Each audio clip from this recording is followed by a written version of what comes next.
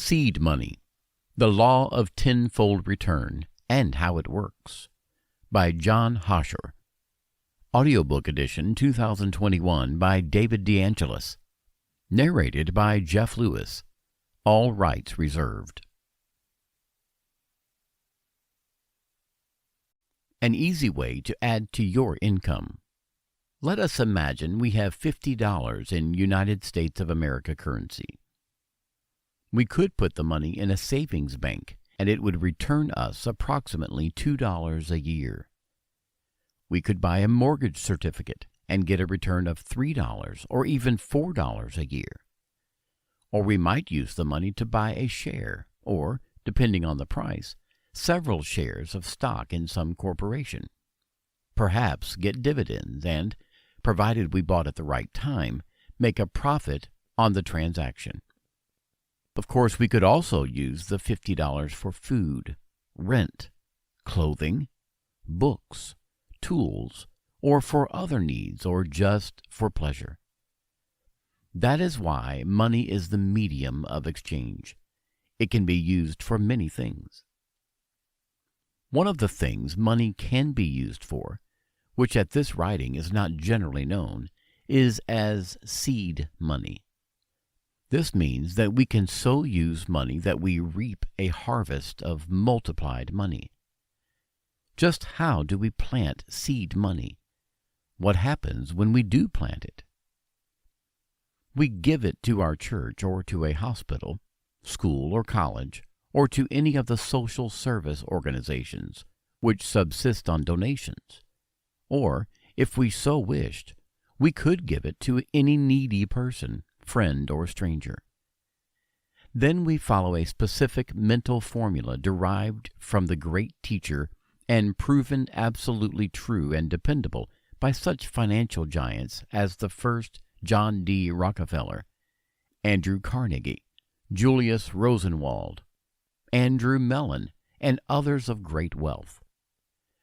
With perfect safety, without any risk whatever, our seed money, so planted, will return us tenfold. We will receive back $500.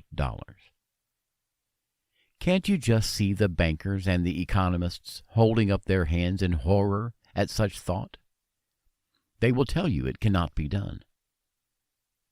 You are welcome to believe them and lay this booklet aside or give it to someone else. Or you can read it and learn how seed money multiplies, why it multiplies, and by following the principles and methods set forth, prove its truth for yourself.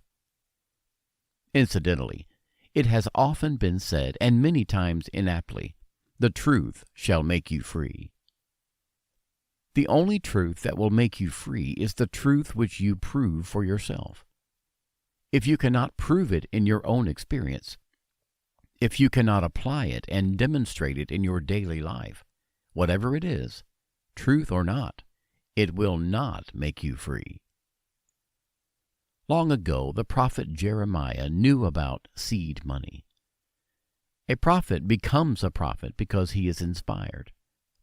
He can, by some means, rise to higher levels than ordinary people, and so more clearly see things and know things for what they are. In our language, that is what Jeremiah said in one of his most exalted states of inspiration. Prove me now herewith, saith the Infinite, and I will open the gates of granaries of infinite resources, and pour out upon you such blessings, such wealth, such prosperity, and such overflowing abundance of all the good things of life, that you have not the power to receive.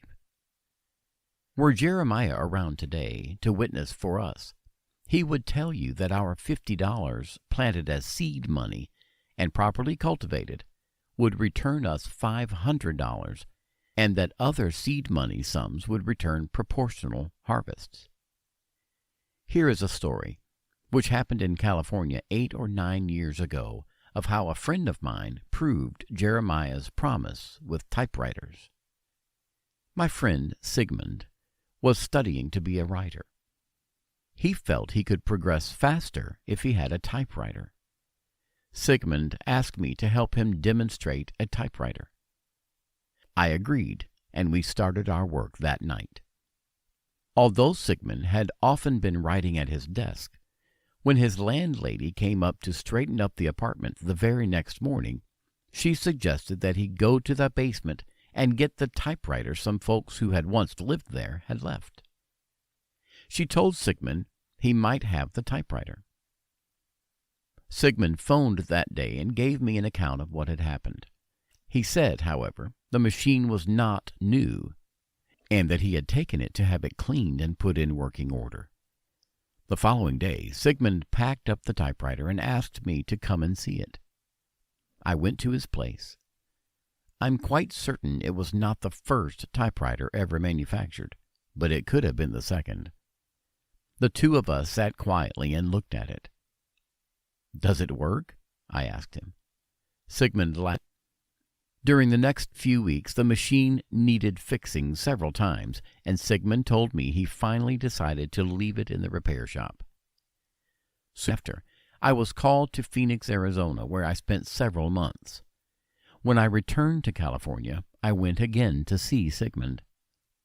He asked, "Why don't we try the typewriter demonstration again?"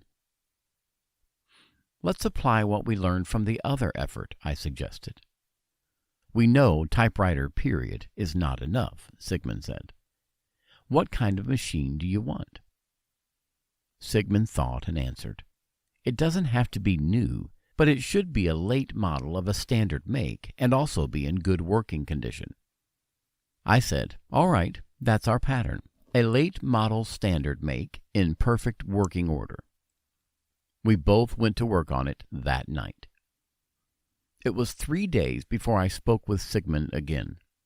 He phoned and said he had tried to reach me the day before. I explained I had been away on a business appointment and asked what happened. Sigmund said, "A friend of mine who's been drafted into the Army brought me a typewriter that's only 3 months old. I once lent him my car to drive his mother to Seattle, and he said he didn't know when he's going to need the typewriter again, if ever, and he wanted me to have it." I asked, "What kind of condition is it in?" "Perfect," was Sigmund's answer. I said, "Fine." Sigmund said, "That's not all. You remember me telling about my friends who live across the street?" "The ones you mowed the lawn for when the man had his ankle broken?" I asked. "The same. When I came back from the store this afternoon, Mary, she's the wife, called me over. They are going back east and have more than they can haul in their car. They bought a typewriter a couple of years ago when they tried out the mail order business at home, but the business didn't prosper, and they gave me the machine. Mary said they had been watching me write in longhand at my window, and they wanted me to have it. I couldn't refuse it, so I brought it home with me." I said, "Great! Is it in good condition, too?" Sigmund said it was in perfect condition. Then I pointed out to him that we had demonstrated 2 typewriters. I heard him laughing over the phone.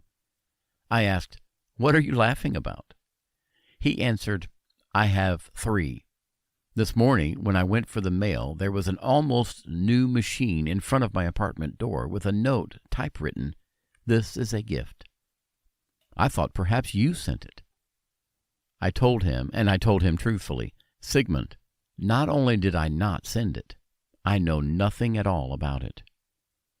Sigmund said, "We'd better turn it off. I don't want to go into the typewriter business." Since those years, Sigmund has used the formula time and again, and is today a prosperous writer and lecturer on the subject. The resources of the infinite are infinite, and every human being has direct access to these resources. Jesus knew about seed money and how to multiply it. He referred to it more than a few times, and once with the loaves and fishes demonstrated it with great success before a huge throng. In the parable of the talents, Jesus told about 3 men. One had been given 1 talent, another had been given 3 talents, and the third had been given 5 talents. A Roman talent was a denomination of money about equivalent to $500. The man who had the 3 talents doubled his, as did the man who had the 5 talents. Jesus commended them and promised to make each a ruler over 10 cities. In effect, this was saying that the principle they had applied could be used over and over again ad infinitum. That is, was unlimited in its operation. The man who had 1 talent did not multiply it, but instead buried it in the ground. Jesus reprimanded him and said that this 1 talent would be taken from him. Use part of your money as seed money, and you will become prosperous, exceedingly prosperous. Fail to use money as seed money, and you will remain or become needy. Why? Because the needs of life are forever eating up your substance, your earnings, your capital. These must be constantly replenished and extended, renewed, just as you have to forever renew your breath of life. A very small percentage of our population today uses the law of seed money in one form or another. These are the rich, and especially the very rich.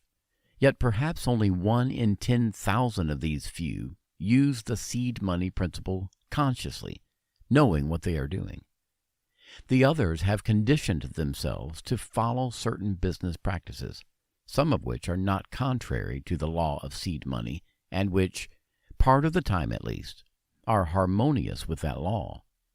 Their financial success is in direct proportion to how closely they follow that law.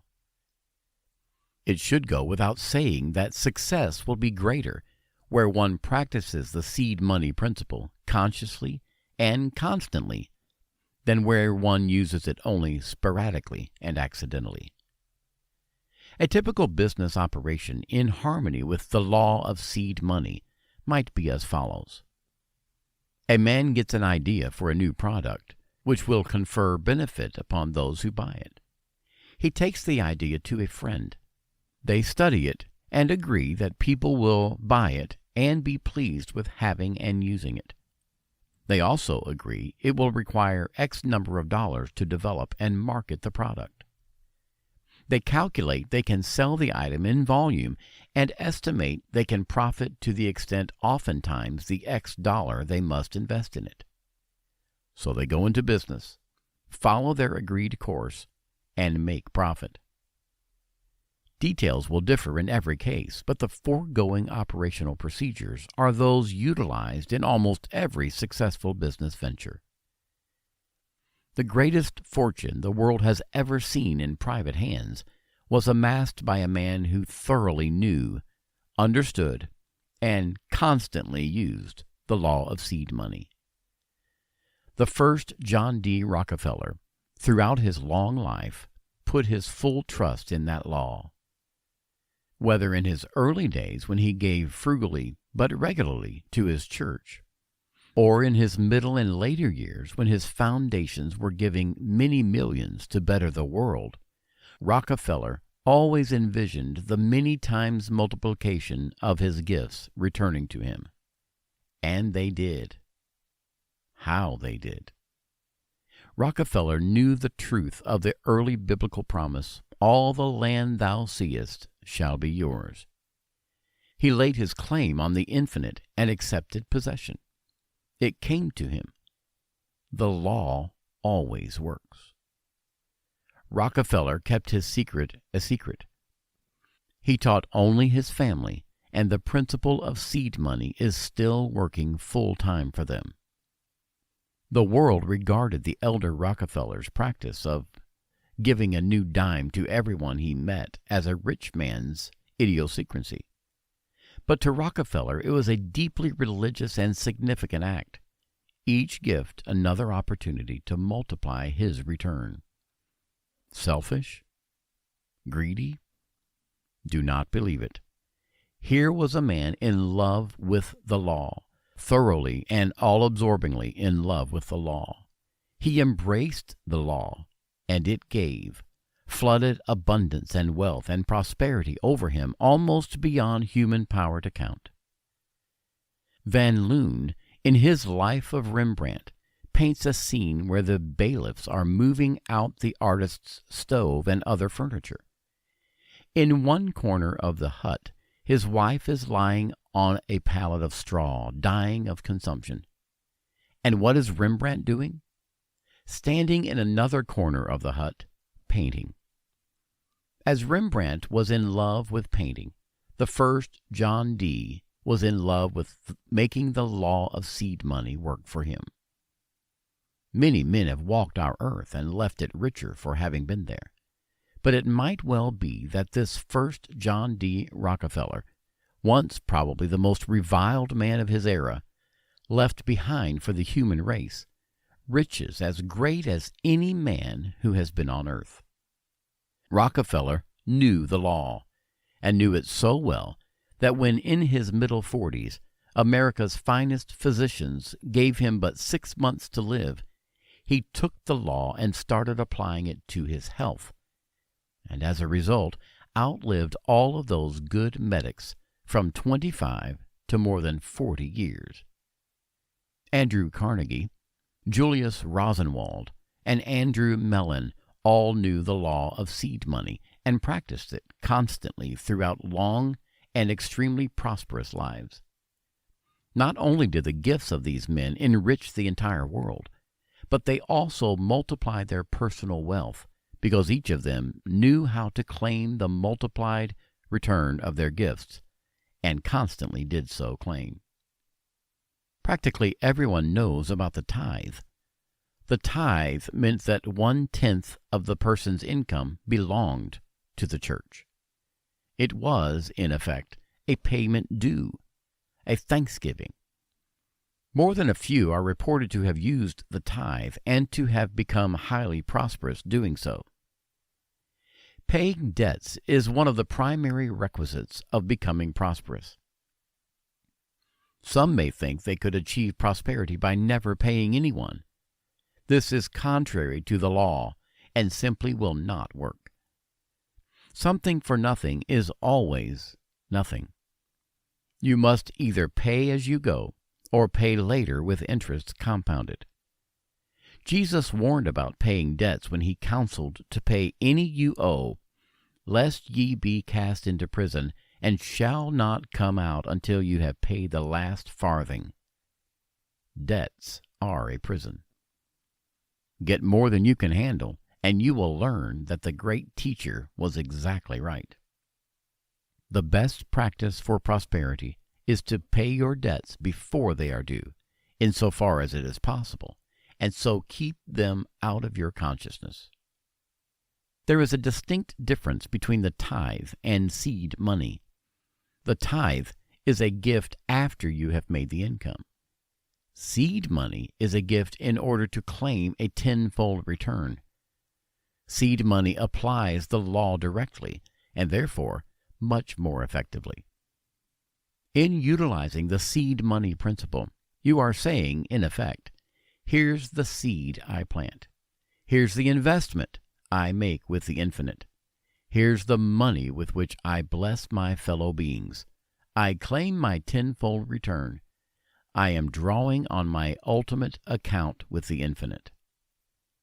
Why tenfold and not 11-fold or 20-fold or 30-fold or millionfold? Simply because the number 10 is the easiest of all to multiply by. You merely add a 0 to the figure with which you start. The 0 is symbolical, meaning it is nothing to the infinite to send you your multiplied return, that to the infinite it is less than the air you breathe.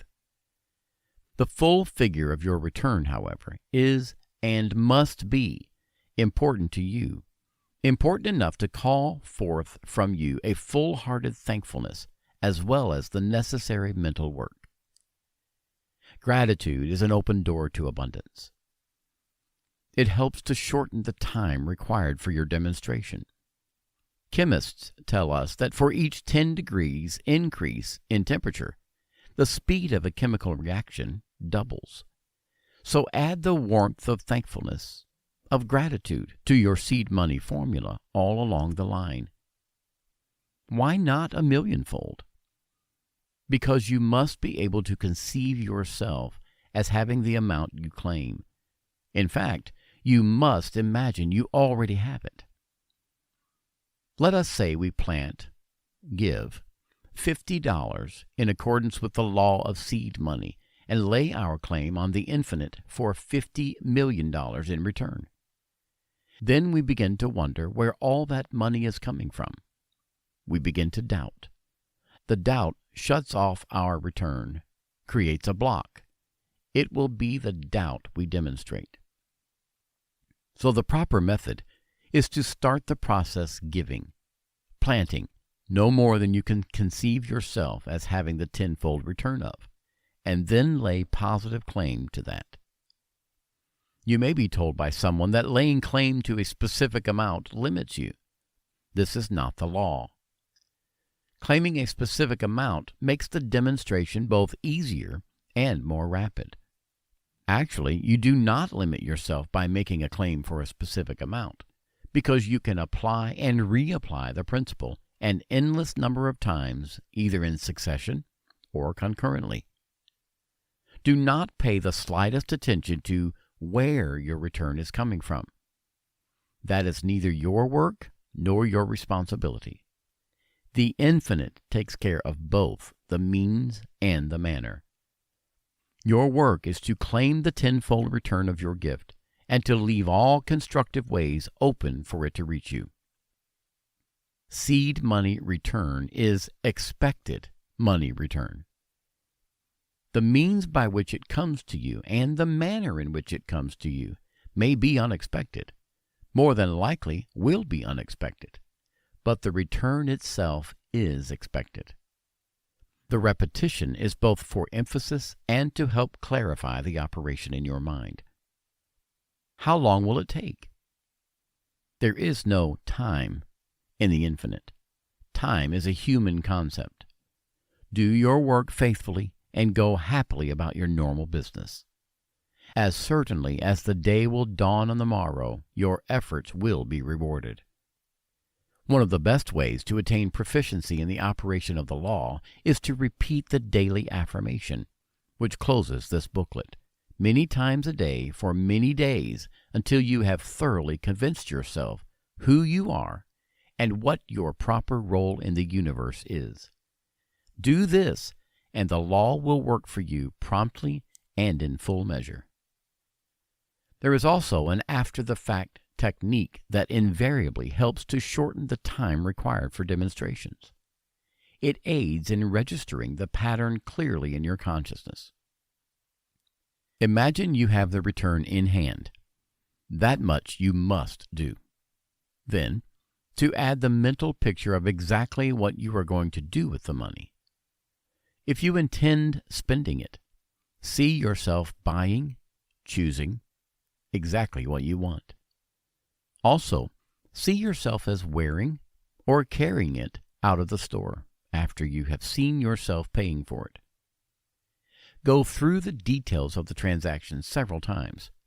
What you said, what the salesperson said, the store or stores in which you are going to make the purchase or purchases.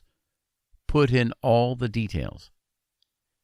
Or it may be you are going to put the seed money return in your bank. Then see yourself going into the bank, making out a deposit slip, carrying it and the money over to the teller's window and speaking to the teller, giving him the money and the slip and getting your receipt back. Imagine what the teller says to you and hear him saying it. Also, imagine yourself sending another check to your church or to your favorite social service organization as the next step in utilizing this unlimited and ever-new source of wealth. The law is there for you to use just as the fresh, wonderful air in the earth's atmosphere is there for you to breathe. Would you choose to spend your life without fresh air? In a smoke-filled room or in an area constantly saturated with smog? Such conditions take their toll in life and health for those who choose them or permit themselves to live in such surroundings. Similarly, those who are ignorant of the law of seed money and of how it works suffer with unfulfilled needs, suffer from the lack of many of the desirable things of life, which in our day require money to buy. Human needs are greater today than they have ever been. The cost of living, at or near a record high, continues to mount. Rents are the highest ever and are still increasing. Food and clothing were never costlier. Today, all children, to be able to compete with their own generation, must have a college education. Wage and salary increases do not solve the problem. Other and greater sources of money income are needed. The saying that the rich get richer was never truer, or that the poor get poorer. The reasons for both are fundamental. Most of the rich are daily applying the law, although they may not be aware of it. They have a surplus above their living needs, which makes it unnecessary to pay any more than casual attention to those needs. So they do not multiply needs in their consciousness. They live surrounded by riches and the evidence of riches, and with riches filling their consciousness, they attract more and greater riches continually to themselves. The law always works. The direction in which it works depends solely upon the contents of the individual's consciousness. The poor are constantly thinking about what they need and forever talking about it. The universal law of life is that upon which you focus your attention always comes into your life and experience. The individual's only salvation is to get himself out of the vicious circle of need and poverty, to stop focusing on them and instead focus on receiving, having, sharing, and giving. A man I know by the name of Sheldon found a way out. This man had many ups and downs. He was twice a millionaire, both times when $1 million was a lot of money. Some months ago, Sheldon's business failed.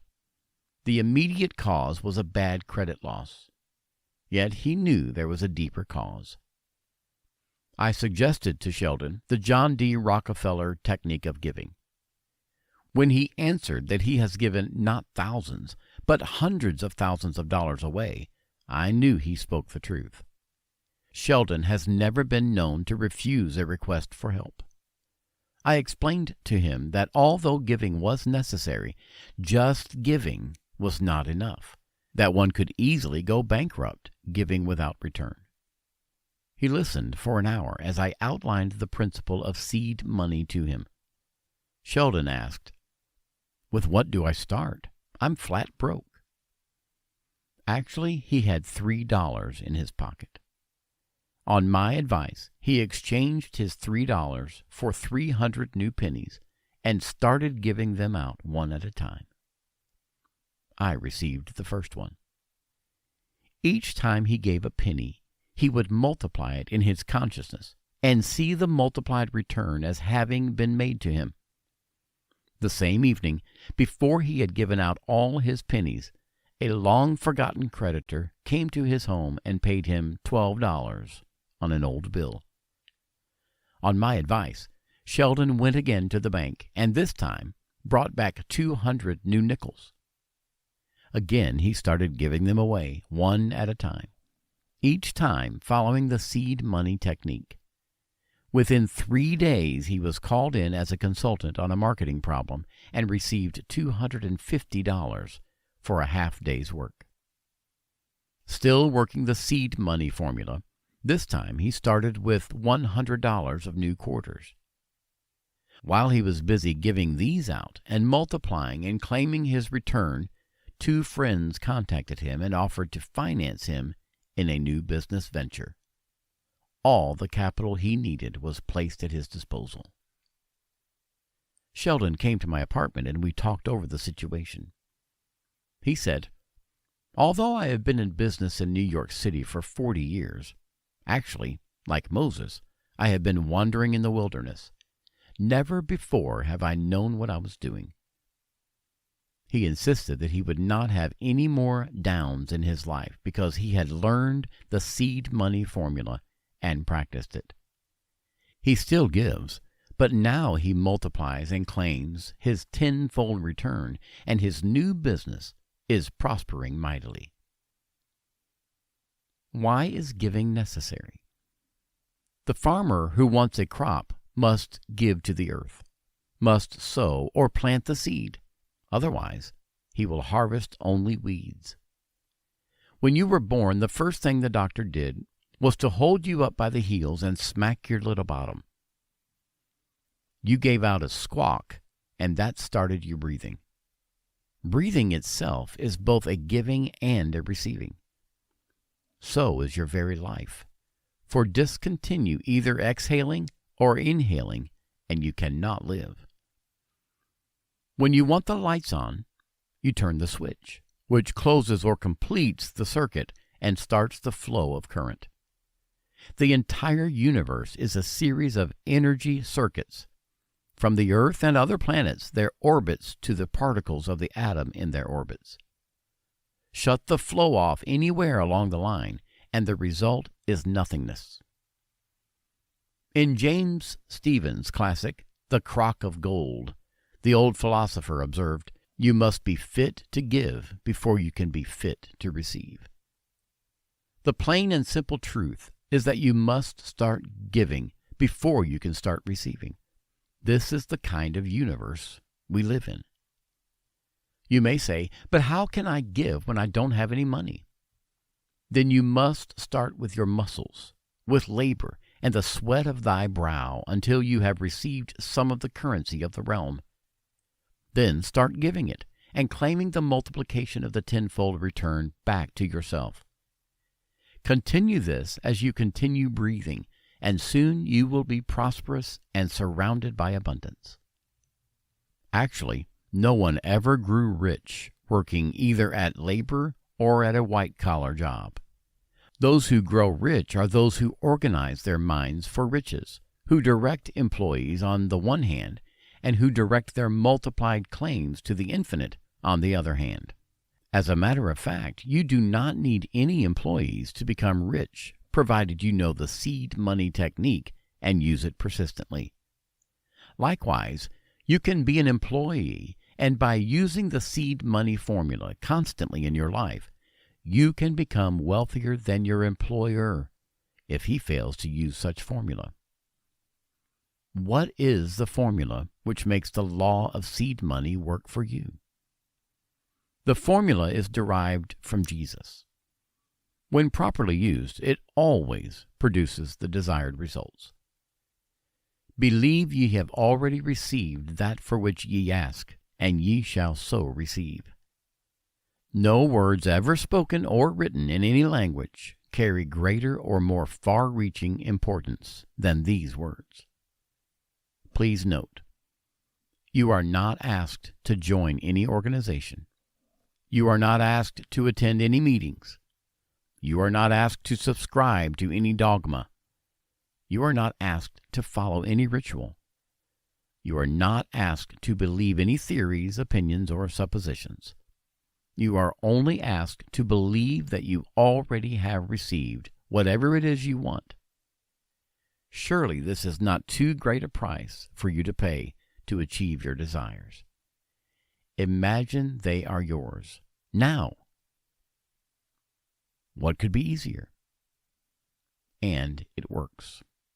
It works. It works. Anyone can prove it conclusively for himself.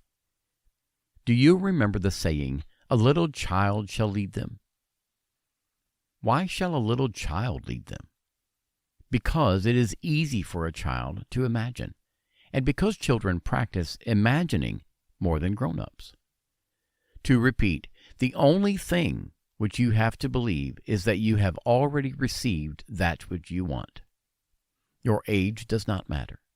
Your creed does not matter. Your race does not matter. Your name does not matter. Your sex does not matter. Your political affiliations do not matter. Your nationality does not matter. Your education does not matter. Simply believe you have already received whatever it is you want. No one else can limit you. If you want to limit yourself, you can.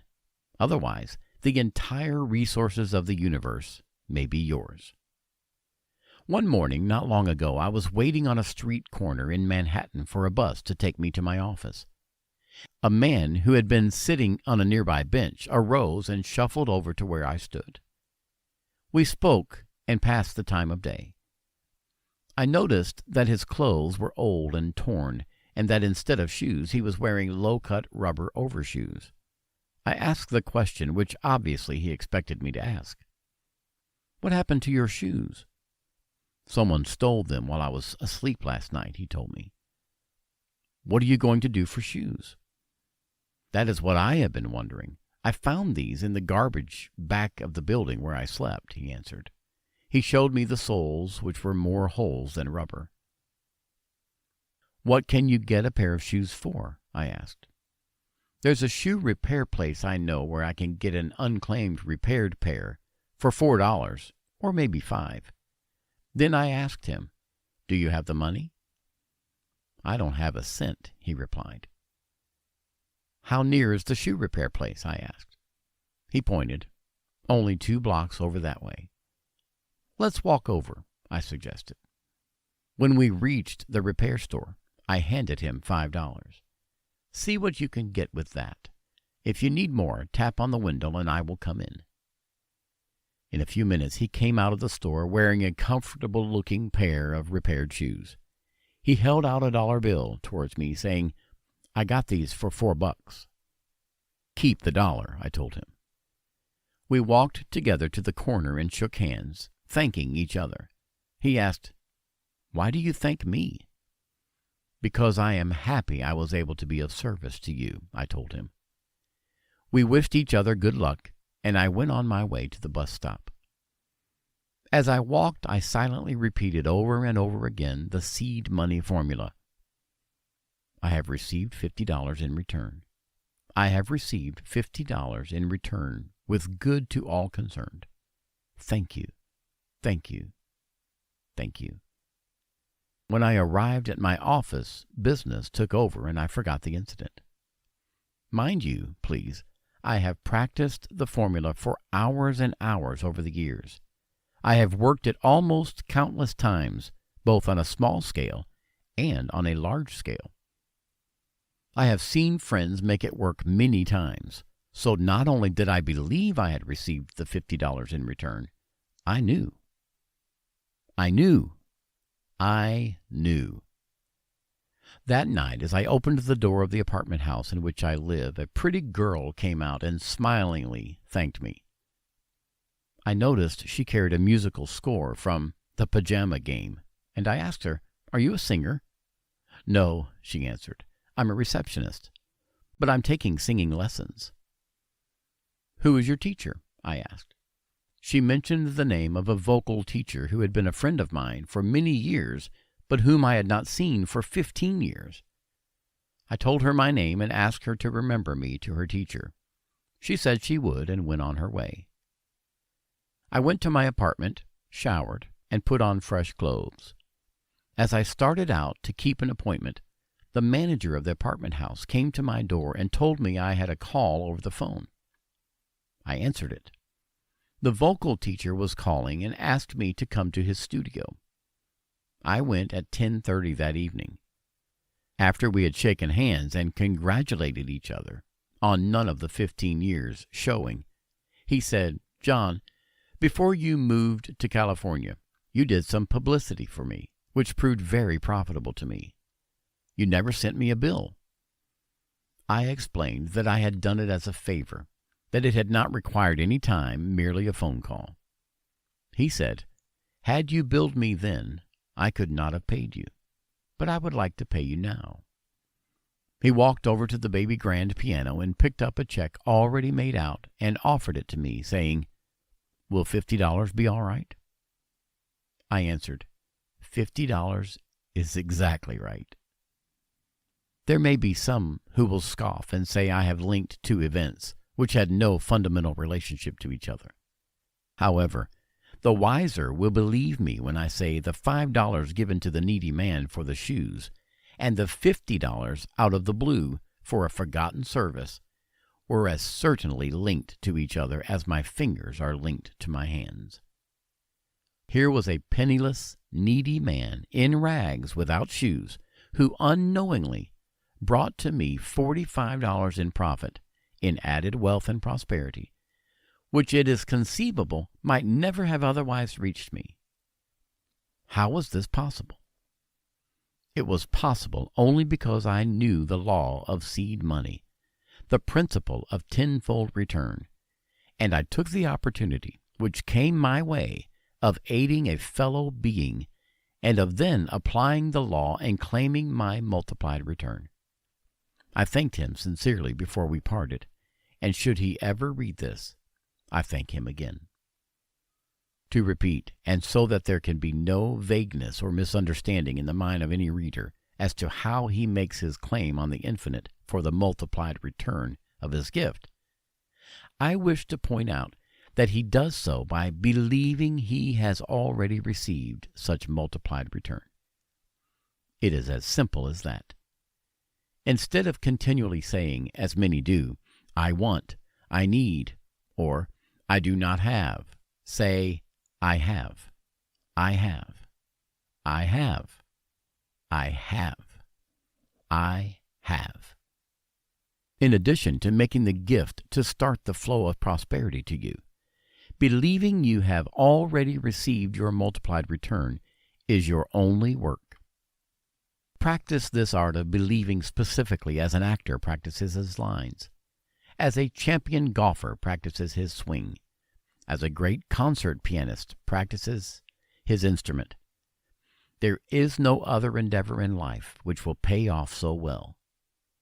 Begin the practice now if you want to grow exceedingly prosperous and rise above all the want and lack and have great riches in their place. There was a woman neighbor of mine in Hollywood who was on the verge of committing suicide because she could not find work. She had borrowed all she could from friends and pawned everything pawnable. After hours of talking with her, she agreed to give and did give $6.50 of her last $7.20 to the Salvation Army. Within 3 days, she received a cashier's check from a son whom she had not heard from in 5 years. After buying food, paying a week's rent, she had $20 left. She told me, rather sheepishly, that she had taken $15 of that and gave it to the Salvation Army. She said, "It worked once. I hope it will work again." I explained to her that when you work the law, you do not need to hope. You know. A friend of mine, a man named Carol, now has a gift shop in Los Angeles. When he was struggling, trying to save enough money to open the shop, he had a letter from a 9-year-old niece of whom he was very fond. The niece asked him to lend to her $300 so that she could have her teeth straightened. Carol told me about the request. He showed me the little girl's picture, saying she was the prettiest child he had ever seen. The picture showed she was pretty. But Carol said, "I can't lend her the money. I have less than $1,000, and I need more than $3,000 to open a gift shop. It will take her years and years to repay me." He continued talking about it. Finally, he asked my advice. "Don't lend her the money by any means," I told him. "Give it to her. Send it to her today." After hours of discussion, I convinced him it was the right thing to do, not only for the sake of his niece, but more for his own sake. Carol sent his niece the money.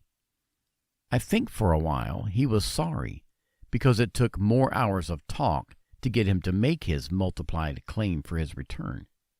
He agreed, however, and did make his claim. The following Sunday, Carol telephoned me. He may not have had tears in his eyes, but he surely had them in his voice. A former partner from whom Carol had been estranged for 12 years or more came to Carol's home and handed him 30 new $100 bills. The ex-partner told Carol that when they had dissolved the business years earlier, Carol had been defrauded out of certain monies. The $3,000 represented this money with interest. Carol opened his gift shop the following month. A novelist friend of mine, working on a novel, wanted to go to the British West Indies for 3 months and finish the book there. He gave me no argument, but went to his bank, as I told him, drew out his last $70, and gave it to his church. He also followed the formula with enthusiasm. In less than a week, I saw him off the British West Indies. A publisher, whom he had not previously known, had contacted him and employed him to do a series of 3 magazine articles on those islands. My friend received a $500 advance, plus a check for $200 on account of his expenses. Please recall that, in the words I spoke to myself returning the bus stop, the phrase was included, "with good to all concerned." This phrase should always be a part of any claim you make on the infinite. There is no telling how the return you claim will come to you. The only telling for certain is that it will come. You do not want some loved one to die and will to you the amount you claim. You do not want to receive it as a result of an injury to yourself. So always, always, always include in your multiplied seed money claim, or for that matter, whenever you draw upon the infinite for anything, the provision "with good to all concerned." In this manner, you protect yourself and all others who may be concerned. Carefully check your motive in each of your seed money operations to make certain that there is no content of harm or intended harm in it towards anyone concerned. Whether the money is primarily for yourself or for others, or simply for reserve to practice providing the law, it should manifest with equal ease. The law does not care. But if there is harm in your consciousness towards anyone, that harm will multiply also and return to fall upon your own head. You cannot fool or sidestep the law. Why you cannot will be explained in the pages which follow. In the times of the great teacher, very little was known regarding human health. Disease was rampant. Almost everyone was ill. Life expectancy at birth was extremely low. Even in Shakespeare's day, it was reported as having been 4 years. Much of the ministry of Jesus was devoted to healing those who had little or no other chance of health. Today, we have a great medical science, mammoth and well-equipped, ably staffed hospitals in every area. We have physicians' offices in almost every block, with expensive research laboratories dotting our land. Dr. Arnold A. Hutschnecker, a physician who has practiced internal medicine in New York City for more than 40 years, states in his book, The Will to Live, that in spite of a long succession of miracle drugs and great advances in medical knowledge, about 1/2 of the people in the world are ill at any given time. In contrast, 99% of all the people in the world are living hand to mouth in the face of the greatest prosperity the race has ever witnessed. It is our opinion that were Jesus alive today, he would devote some of his time and teachings to telling his listeners how to become prosperous. Can't you just hear this great teacher saying, "Your lack, your needs, your poverty are insults to the infinite.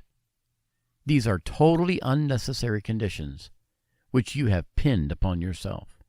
Rise above your ignorance.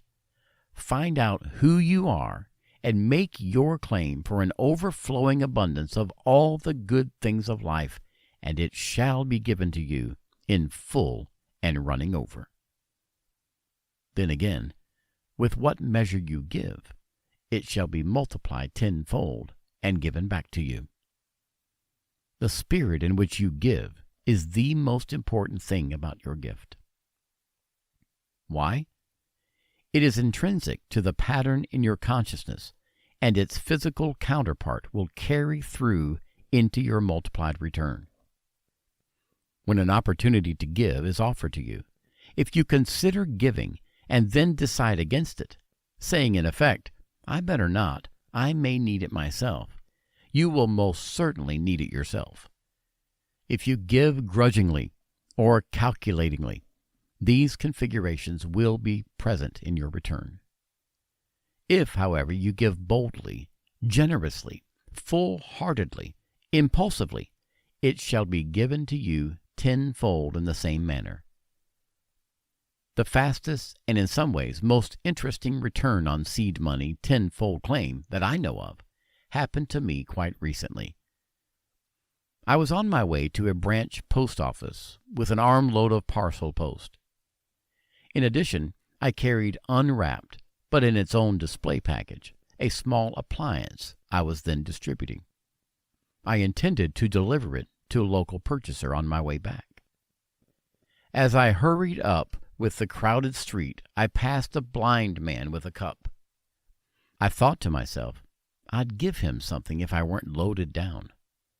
Almost instantly, I recognized the negative application of the law. I turned and struggled back through the crowd, reached the blind man, and asked him to stop for a second. I laid my packages on the sidewalk, took all the change from my pocket, and put it in his cup. It made a good noise, and it seemed he was almost on the verge of opening his eyes. However, he did not, but he repeated his thanks. I recovered my packages, reached the post office, and mailed them. Then, taking my unwrapped appliance, I turned to leave the post office. A man stopped me, saying, "I'm interested in that product. May I see it?" "Certainly," I answered. We stopped at the first writing counter near the entrance, and I took the appliance out of its box and showed him how it worked. It happened to operate on batteries, and their sound attracted a small crowd. The man who had inquired looked at it, then handed me his card, saying, "Please mail us a catalog sheet. We may give you an order." I thanked him and proceeded to put the product back in its box. Most of those who had been watching had disappeared. However, one man stepped up to me and said, "Where can I buy a couple hundred of those things?" "I distribute them," I told him. "I'll be happy to supply you." He said, "First, let me buy the special delivery stamp I came for. Then we'll do some business." On the way to my office, he introduced himself. He was the Ohio distributor for one of the reducing foods, and was in New York looking for a product he could use as a premium to open accounts with dealers. He bought 200, did not ask for the discount to which he was entitled, and which I gave him. He paid cash. I do not know exactly how much I gave the blind man. I had made my claim for a general tenfold return, and I'm quite certain the profit of that sale represented a full measure return running over. Perhaps the most significant part of the transaction was that the buyer was happy with his purchase as a child is with a shiny new toy. Here, then, in summary, the law of seed money. In giving money to your church or school or college or hospital, or to any social service organization, or in any other way using money to bless, help, or aid your fellow beings, you have not only the right and the privilege, but you have also the duty of claiming from the infinite a tenfold money return. To claim it is to receive it. The formula: 1. Plant the seed money. Give the amount you wish to the organization or person you wish. 2. Now you cultivate your claim. Immediately after you make your gift, and as soon as you are alone, make your tenfold claim on the infinite in the following manner. I have received blank dollars, tenfold the exact sum given, in return, with good to all concerned. Thank you, thank you, thank you. 3. Repeat your formula time and again. Say it just before you fall asleep. Say it during the night if you awaken. Say it several times the first thing in the morning. Do it enough and then relax and follow your normal routine. It is not necessary to overwork. 4.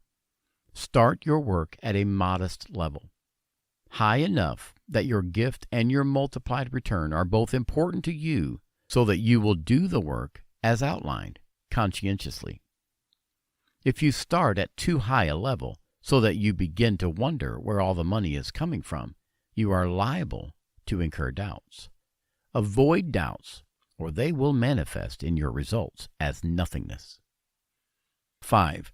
Tell no one of your claim or work. Do it in private. You may do it silently or aloud. You may also write your claim or claims and refer to them at times to refresh your pattern. The only work you have is to impress the pattern on your own consciousness. 6. In the event your multiplied claim is not returned as rapidly as you think it should be, after you have made your gift and done the work on your claim to the best of your ability, then do the following. Refer to the daily affirmation at the end of this book. Read it and reread it until you know who you are. As soon as you realize who you are, your demonstrations will fly on wings to you. People will shove money at you. If you claim money from every side, you'll be literally able to pick it out of the air. 7. Give your gift in the spirit of complete trust. Give it boldly, happily, impulsively, full-heartedly, and generously. It will return to you tenfold. The law is always in operation. The formula works in your favor when you work it. No one else can do it for you. You must do it for yourself, just as you must breathe for yourself. We come now to knowledge, which insofar as we know, has never been revealed. Why do the law of seed money and the seed money formula work? Why must you believe you have already received it before you can receive? We are going to tell you why. We are going to give you the reason it works, and should you ever fail to make it work, the reason you fail.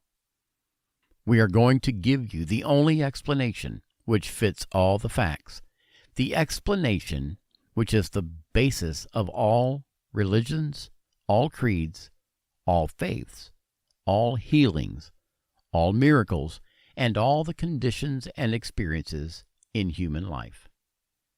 We are going to take the mystery out of all these things, and in the golden words of Reverend Paul M. Brunett, put the mastery in.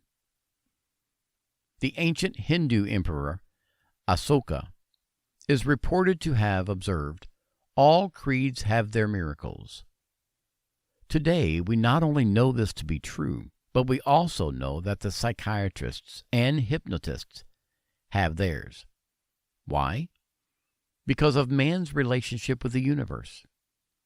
Scientists have explored the universe with powerful telescopes and with powerful microscopes. In all their search and research, they have found only one thing. From the farthest star to the most infinitesimal part of the atom, the only thing scientists have been able to find is energy. Everything that exists in one form or another, one level or another, is energy. Energy fills the universe. The universe is energy.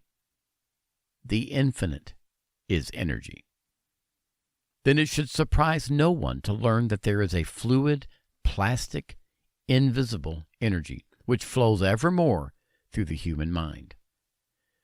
This energy, undifferentiated, flows through the mind of every human being. The infinite energy which flows through the human mind is power, sheer power. It enters your mind unformed, flows out of your mind impressed with the patterns in your consciousness, and flows ever more into the exact form of those patterns. This infinite energy which flows through your mind is blind, has no will of its own, cannot say no to your patterns or do anything but follow them explicitly. This infinite energy which evermore flows through your mind is unlimited. It will flow into whatever pattern you conceive, and inasmuch as all energy works in circuit, the energy which flows through your mind brings back to you on its invisible circuit the physical counterpart of your thoughts, words, and emotions. If you pattern the infinite energy which flows through your mind with evil, evil will be returned to you. If you pattern it with disease, disease will be returned to you. If you pattern this energy with debts and needs, debts and needs will be returned to you. If you pattern this unlimited infinite energy which flows through your mind with happiness, happiness will be returned to you. If you pattern this energy with great riches will be returned to you. If you pattern this energy with perfect health will be returned to you. If you pattern this energy with ever-renewing life, with inexhaustible vitality, with everlasting youth, and with an overflowing abundance of all the other things of life, all these wonderful things will be returned to you. You are the director, the selector, the chooser, the decider. You are the absolute monarch of that infinite, unlimited, blind, obeying, all-powerful energy which flows through your mind. Do you think nuclear power is great? You're right. It is great, very great.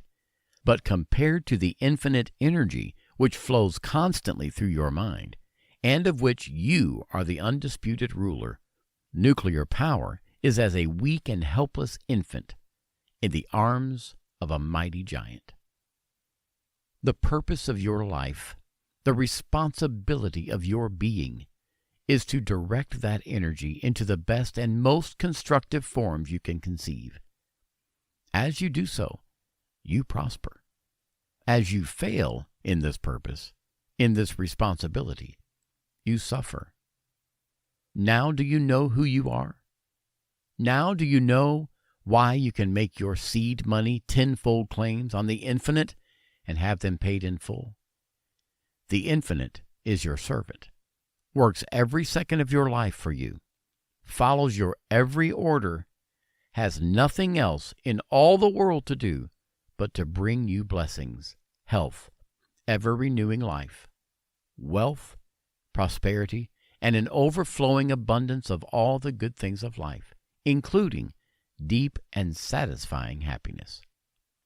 Getting, having, enjoying, and sharing all these things are both your birthright and your duty.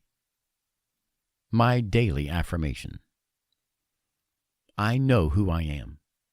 I am the selector, the director, the guide, the pattern maker, the blueprinter of that unlimited, unformed, yet all-powerful, blind, completely obeying, infinite energy which every instant of my life flows through my mind.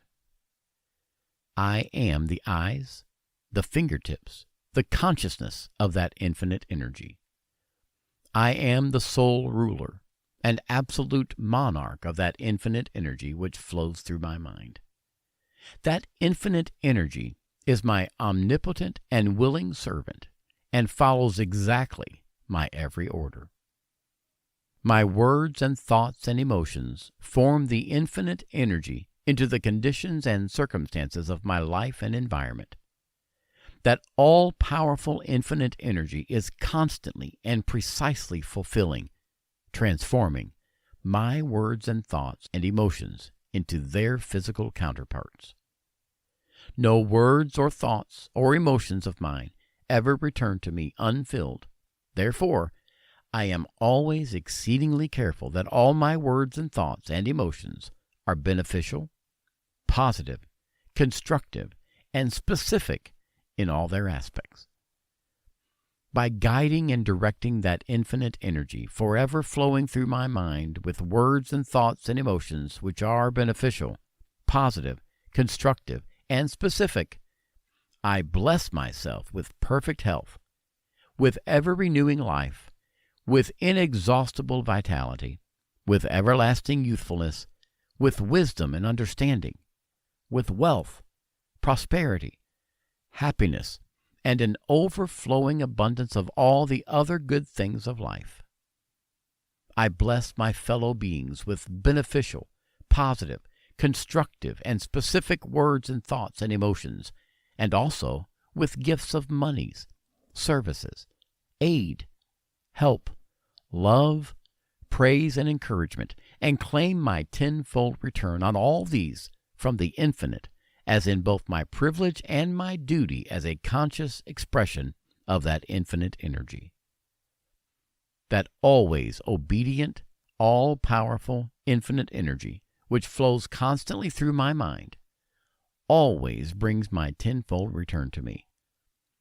Daily, my capacity to receive increases, expands, and magnifies. All good completely fills my life and environment, and the life and environment of all my fellow beings. So I am.